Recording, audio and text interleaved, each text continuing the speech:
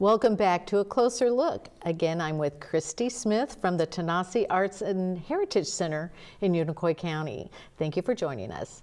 Now, tell me a little bit more about Tanasi.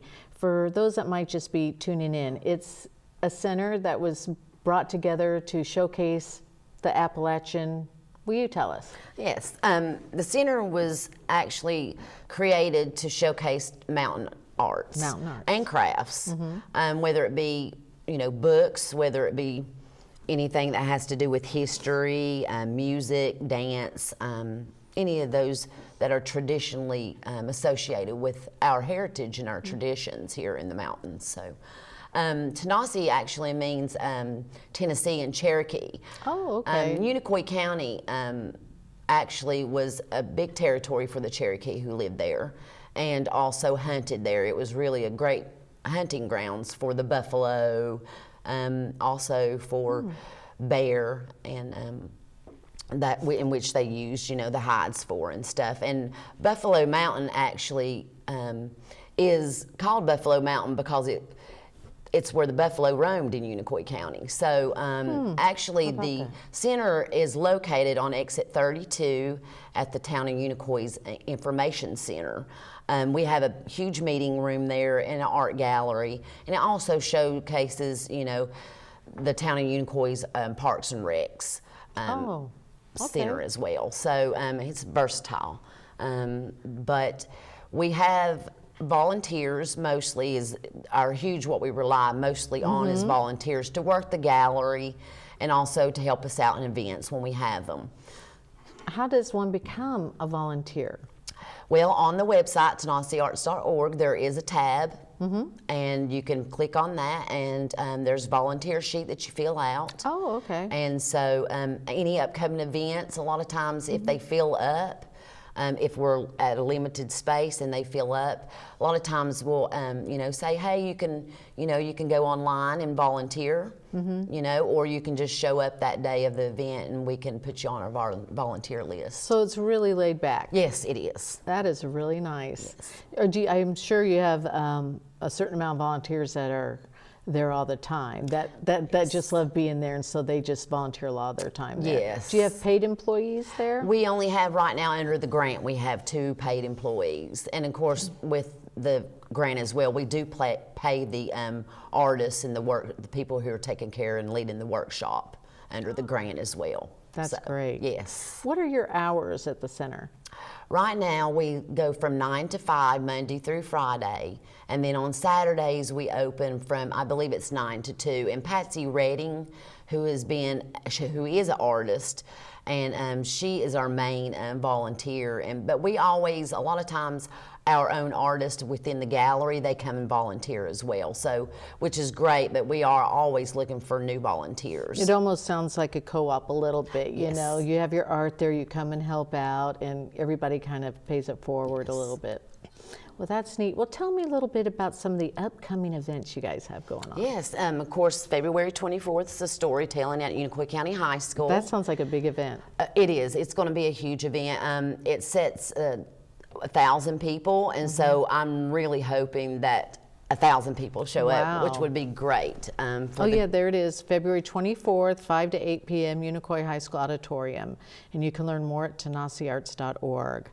Okay. And then in the month of March, we will be having Steagle's Pottery, which is a wonderful pottery store downtown in Irwin, and actually they're going to be coming out and teaching you how to make pottery, how to spin pottery. Yes, and so we're going to have that class in the March. It is designated for March the 24th right now, but of course if snow comes, we'll have to change the date on that, but right now is there. And then in the month of April, we're going to have pine weaving baskets, how to make pine weaving baskets. Oh, okay. Yeah. And we'll also have an artist in residence there for the week, who Brittany Smith is a young girl who lives up in Coffee Ridge, around Flag Pond, Tennessee, and she'll be doing wool felting, which is a really neat art. Yes, it's really amazing, some of her. What did you call it? Wool felting. Wool felting. Yes. Oh, that's that really neat look. You see people that have hats and things. And Yeah, I wonder how they do that. I'd heard something about you weave it and then you wash it or something. She does. A lot of times she'll do little figurines, and it's just like it's like you get a needle and you're sitting there making the wool get bigger and bigger. Oh. And so it's really neat because you're using that needle to stretch it a little bit. It's not. It's unusual. That's the first time I've ever come across the wool felting. So But that it's would really, be a fun class. Yes, What yeah. are they going to make in the wool felting? Well, she'll be there as an artist in residence all week, so anybody can come through the And she art can just show gallery you how and to show do you it. how to do Okay. it. So we have a lot of travelers coming through, Oh. and so anybody in the community and region can come by the gallery and So watch it's her. right off the highway. Yes, So it you can is. see it right off the highway? Okay, Yes. so that'd be fun because I go to Asheville a lot with friends and we just like going there for the day. And we ought to stop there You should. a Yeah. couple times. You know, I ought to coincide with when you're doing these events. That'd be great. Just sounds so fun, the pottery and all that stuff. And, you know, we live in this area and it's just so nice to be able to take advantage of what we have here, embrace our culture here, you know. And I think it's such a neat culture, the bluegrass and the mountain arts, and to learn more about it so that when people come and visit me, take ownership of that pride and show them some of the arts and things and maybe bring some of it back. Well, and you know, as Appalachian people, we've always been self-reliant and self-sufficient, and because we've known how to keep those traditions that our ancestors passed down to us, and so, you know, going back to the old ways and making, you know, this is a great opportunity to promote your regional entrepreneurship, you know, to be able to self-sustain as a social economic environment, you know, because we want to keep those traditions alive, but we also want to be able to showcase all the wonderful artists that we have in our region. And we do have a lot. Yes, we do. I've met a lot. I was working at an art gallery for a while here with a friend, and she carried mostly regional art, and I was surprised at how many talented people are in this area. I'm not really surprised, but I was really proud of the quality of the art that we had, and I don't know, it made me take a bigger interest. And when I saw your center online, I was like, oh, I got to look into that. That sounds like a really neat place. Well, Tanasi holds a lot of, in the gallery itself, even though it may not be such a huge gallery, there is plenty of space in there to keep all artists, whether it be the art or Rick Murray, who does a wonderful wood bowls, burn wood bowls that he makes, and so they're, you know, the prices may be from $10, but then they can go up to $400 in the gallery. So we have a huge selection of different art that you can purchase. Oh, good. So you have that, they call it wood turning, right? Yes, wood Oh, turning, it's yes. Beautiful. Beautiful. Very beautiful.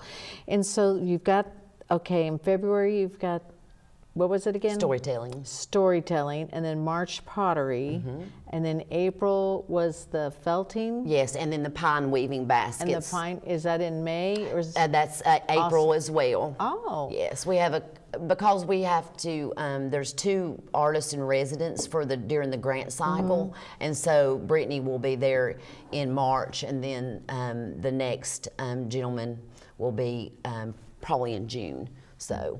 So do you have anything yet for May or June? Yes, and May is going to be metal smithing and metal works. And How are you guys going to do that there? Do you have? well, hopefully with the weather, it'll be nicer, you know, in May, and so you're able to go outside. We have plenty of space outside too that we can do woodworking and stuff like that. And just wood over carving. a fire and Yes, stuff? Okay. Yeah. And then in June will be we'll be actually partnering with the Unicoi County Heritage Museum, and which is a great railroad museum. Oh, okay. And there is a space there that we'll be actually doing the watercoloring with Barbara Jernigan, an artist.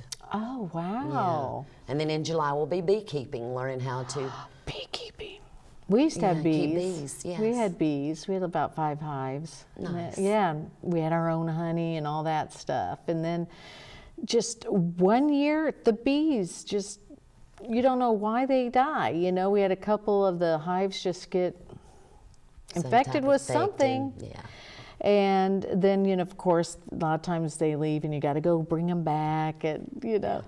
But I loved it. It was a pretty cool thing to do. And gosh, our garden looked better than ever. Yes. We had a flourishing garden with all those bees. I would assume that he's going to be able to talk to you about planting different, you know, pollinating flowers and stuff for your garden, so so the bees will keep. I've noticed even at my house I have tons of marigolds, and the bees love the marigolds, and so it's very good to keep, because I have gardens as well. So you know, it's neat is when the kids were younger, we had an observation hive in the house. We cut a hole through the house and had a tube so the bees could go in and out that way. And it just looked like a pretty box, but when you opened it up, you could see them working and making their honey and stuff. That's amazing. It was really cool. Of course, that one we didn't take the honey out of because they just survived off that. It was just for decoration. But I think bees are amazing. They're fun to watch. I used to sit in the backyard and look at the hives and just watch the bees work.